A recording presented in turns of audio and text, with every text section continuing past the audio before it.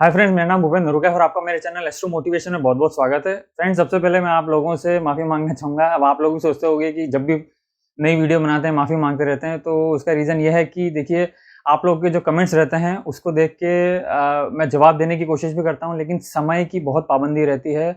मेरे पास restrictions time का बहुत ज़्यादा है। जैसा मैंने आपको बताया, मैं प्लांट के अंदर थोड़ा बिजी हो जाता हूँ, तो उस चक्कर में मैं एक रेगुलरिटी मेंटेन नहीं कर पाता हूँ वीडियोज़ के अंदर, तो उसके लिए मैं माफ़ी चाहता हूँ।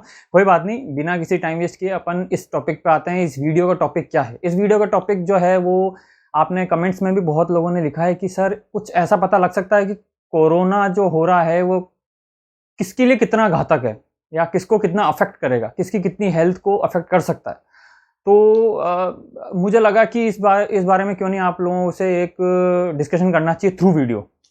देखिए फ्रेंड्स, आप सब जानते हैं कि कुंडली के अंदर दूसरा भाव और सप्तम भाव जो होता है ना, वो भाव होता है मारक भाव। मारक भाव मतलब वो ऐसा भाव है जहां पे मार्केश की स्थिति देखी जाती है। मतलब जो दूसरा भाव है और सप्तम भाव है उसके जो स्वामी होंगे ना, वो मार्केश कहलाते हैं।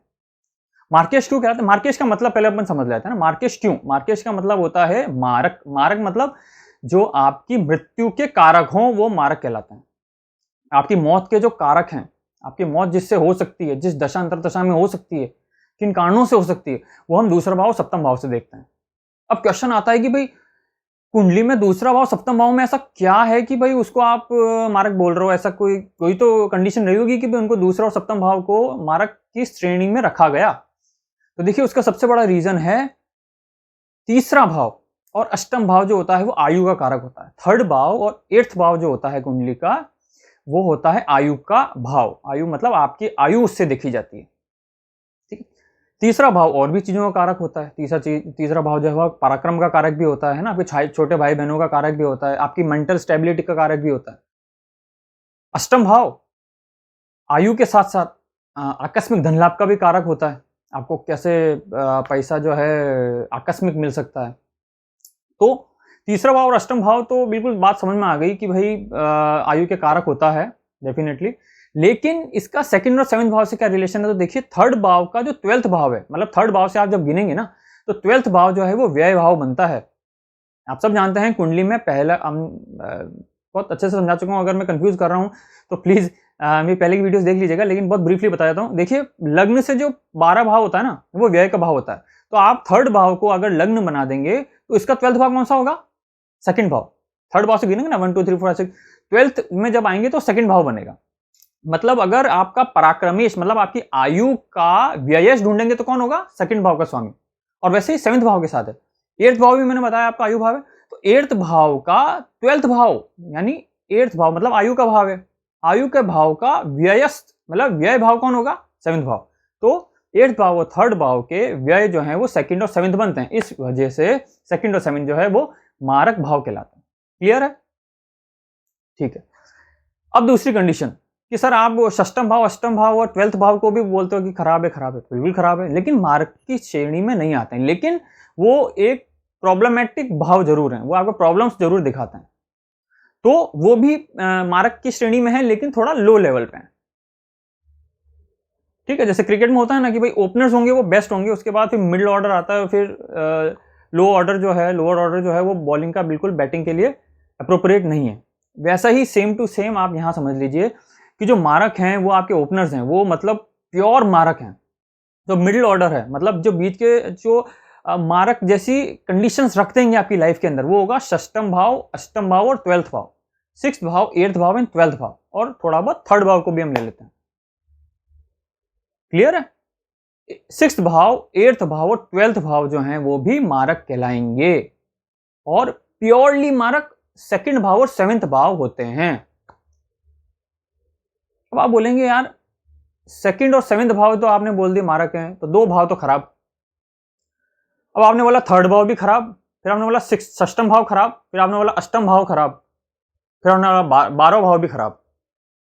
मतलब 12 भाव में से 6 भाव तो आपने बोल दिए कि खराब हैं। 12 भाव कुंडली में से आधे भाव तो आपने बोल दिया तो मारक हैं या मारक जैसे हैं। तो बिल्कुल हैं, बिल्कुल हैं।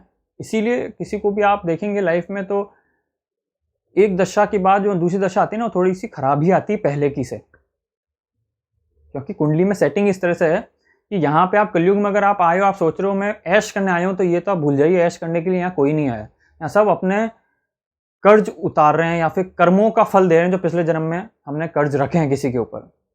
आज आप सुबह शाम अगर किसी भी नए आदमी से मिलते हो ना, तो ये सोच लीजिए पिछले जन्म का कोई कर्ज है, आप इससे मिले हो और वो कर्ज पूरा हो गया। तो ये कर्ज पूरा कर रहे हैं। जिस वक्त इस कलयुग के अंदर आपके कर्ज पूरे हो जाएंगे, उसी दिन आप भगवान को प्यारे हो जाओगे। तो ये तो भूल जाना कि यहाँ पे आप ऐश करने आए हो, यहाँ पे आप सिर्फ कर्ज उतारने आए हो। तो वो जो 6 भाव जो खराब है ना, वो आपके कर्ज हैं, और जो बाकी जो 6 भाव है ना, वो है कि इन कर्जों को आप किस तरह से रीपे करोगे। ठीक है, तो चलो अब बहुत आध्यात्मिक नहीं होंगे, सीधे अपन पॉइंट पे आते हैं। तो बात आती है कि कोरोना जो है वो किसको हिट करेगा।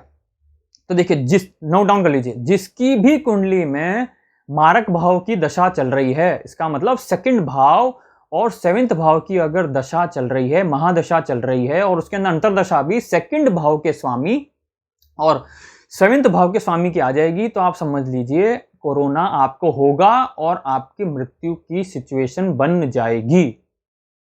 सेकंड भाव और 7वें भाव का स्वामी की अगर महादशा अंतरदशा चल गई तो आपकी मृत्यु की सिचुएशन बन जाएगी। 6th भाव, 8th भाव और 12th भाव, 6th भाव, 8th भाव और 12th भाव की अगर महादशा चल रही है और उसमें अंतरदशा इन्हीं 6th भाव, 8th भाव या 12th भाव की आ जाएगी, तो आप ये समझ लीजिए आपको कोरोना होगा, सीवियरली होगा, लेकिन आप मौत नहीं होगी, आपको मृत्यु तुल्य कष्ट होगा, लेकिन डेथ नहीं हो पाएगी, डेथ से बच जाएंगे, कंडीशन है ये। और अगर आपके भावेश या फिर ये समझ लीजिए कि आपका जो 12th भाव का स्वामी है, 12th भाव का स्वामी, 8th भाव का स्वामी और 6th भाव का स्वामी की अगर दशा चल गई और उसमें अंतरदशा आपको फिलहाल भाग्य भाव की, त्रिकोण भाव की चल रही है, मान लो त्रिकोण भाव के स्वामी की चल रही है, मतलब लग्नेश की चल रही है, पंचम भाव की चल रही है या फिर 9वें भाव की चल रही है, तो आप ये समझ लीजिए कि आपकी डेथ तो नहीं होगी, लेकिन आपको एक एसिम्टोमेटिक जो कहेंगे ना, एसिम्टोमेटिक वाले सिम्टम्स आप में रहेंगे और आप उससे जैसे तैसे सरकमपास कर लोगे उस सिचुएशन को। क्यों? क्योंकि आपको जो सपोर्ट मिलेगा उसमें वो भाग्येश और त्रिकोणेश और लग्नेश का मिल जाएगा, तो वो आप थोड़ा सा बच जाएंगे। लेकिन अगर मार्केश की, सेकंड भाव की और 7वें भाव के महादशा की अगर स्वामी चल गई, स्वामी की दशा अगर चल गई और उसी के अंदर अगर 6th भाव, 8th भाव और 12th भाव की अंतरदशा भी चल गई, तो डेफिनेटली आपके लिए कोरोना दिक्कतें लाएगा या कोई भी बीमारी दिक्कत लाएगी। मार्केश हो जाएंगे, मारक हो जाएंगे, आपकी सिचुएशन मारक टाइप की हो जाएगी, आपकी मृत्यु के कंडीशंस बन जाएगी। और इसमें खुदा ना खास्ता अगर शनि आपका मार्केश रहा, शनि मार्केश मतलब शनि की अगर राशि आपके 11वें भाव, मतलब 10 नंबर और 11 नंबर, मतलब मकर राशि और कुंभ राशि अगर आपके सेकंड भाव में है, कब होगी? वृश्चिक लग्न के लोगों के साथ आपका 10 नंबर जो है, सॉरी वृश्चिक लग्न के साथ तो नहीं होगी, लेकिन हाँ आपकी धनु लग्न के लोगों के साथ होगी, जिसमें आपका धन भाव के अंदर 10 नंबर दिखेगा।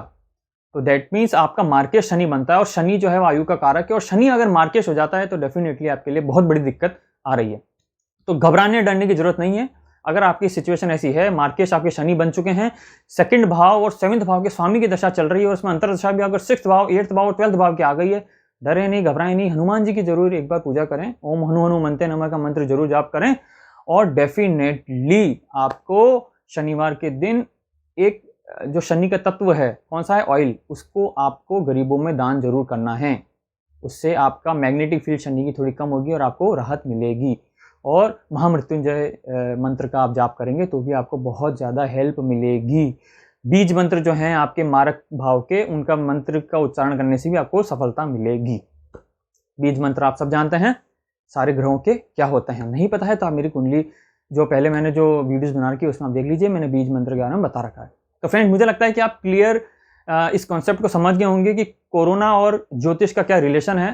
देखिए सिंपल है, मारक भाव की अगर दशा चल गई और शनि उसे मारक हैं बन गए तो दिक्कत है, वरना अगर आपकी 6th भाव, 8th भाव, 12वें भाव की दशा चल रही है और उसमें मार्केश मतलब सेकंड भाव और 7वें भाव की दशा नहीं है, मस्त रहिए, कुछ नहीं होगा, एसिम्टोमेटिक रहेंगे और बच जाएंगे, कोई दिक्कत नहीं आएगी। बड़ों का आदर करें और सबकी ब्लेसिंग्स लें, सब सही होगा। Thank you.